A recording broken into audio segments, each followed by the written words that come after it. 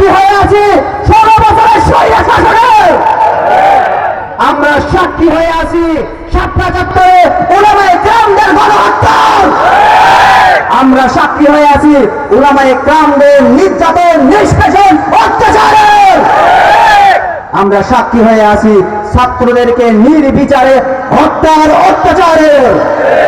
তাই আমি বলতে চাই, জাগরে ভাই, জাগরে ভাই, জেগে উঠে হল নির্যাতন, আকাশ মাঝে উঠছে ছেড়া রক্ত ভেজা ধজ্জা বেতন, জাগরে ভাই, জাগরে ভাই, জেগেও যারা হল নির্যাতন।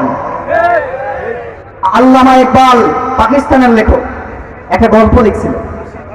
উনি বলছিলেন, এক বনের মধ্যে এক ক্ষুধার্ত বাঘ ছিল।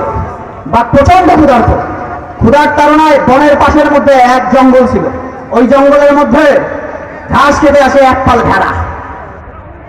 বাঘ তখন ক্ষুধার্ত অবস্থায় ওই ভেড়ার পাল থেকে একটা ভেড়া শিকার করার জন্য যায়।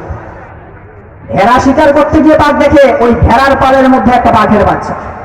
ভেড়া যেমন করে ঘাস খায়, বাঘের বাচ্চাও তেমন করে ঘাস খায়। ভেড়া যেমন করে মৃদু পায়ে হাঁটে, বাঘের বাচ্চাও মৃদু পায়ে হাঁটে।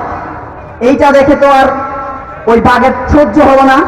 বাঘ সেদিন ভেড়া শিকার না করে বাঘের বাচ্চাটাকে শিকার করে নিয়ে গেল। নিয়ে গিয়ে বলল, হে বাঘের বাচ্চা, তুমি ভেড়ার পালের মধ্যে কি করে? বাঘের বাচ্চা বলতেছে, না ভাই, আমি তো ভেড়ার বাচ্চা, সেজন্যই ভেড়ার পালের মধ্যে। বাঘ বলছে, না অসম্ভব, তুমি বাঘের বাচ্চা। কই না, আমি ভেড়ার বাচ্চা। কই না, তুমি বাঘের বাচ্চা। কই না, আমি ভেড়ার বাচ্চা। যন্ত্রণা। বাঘ তারপর তার প্রতিবিম্বটা পানির মধ্যে নিয়ে গিয়ে দেখালো যে, দেখ তুই প্রকৃতপক্ষে বাঘের বাচ্চা না ভেড়ার বাচ্চা। যখন বাঘের বাচ্চা দেখে, সত্যিই তো সে বাঘের বাচ্চা, তার প্রতিবিম্ব দেখে। আমরাও মুসলমান, আমরা ভুলে গেছি আমরা খালিদ বিন ওয়ালিদের বংশধর, আমরা সাদ বিন আবু ওয়াক্কাসের বংশধর, আমরা কারিসিয়ার যুদ্ধের মধ্যে সাদ বিন আবু ওয়াক্কাসের মতন মুখে ফুসকারি উড়ে সত্ত্বে ভূমির মধ্যে হামাগুড়ি দিয়ে যুদ্ধের কমান পরিচালনা করে যুদ্ধ থেকে জয়লাভ ছিনিয়ে নিয়ে আসতে পারে সাদ বিন আবু ওয়াক্কাস তার বংশধর। আমাদের মনে রাখতে হবে, আমরা খালিদ বিন ওয়ালিদের বংশধর, আমরা ওমরের বংশধর, আমরা ওসমানের বংশধর। সূরা বাকারার 285 নম্বর আয়াতে ছোট্ট একটা কথা আছে।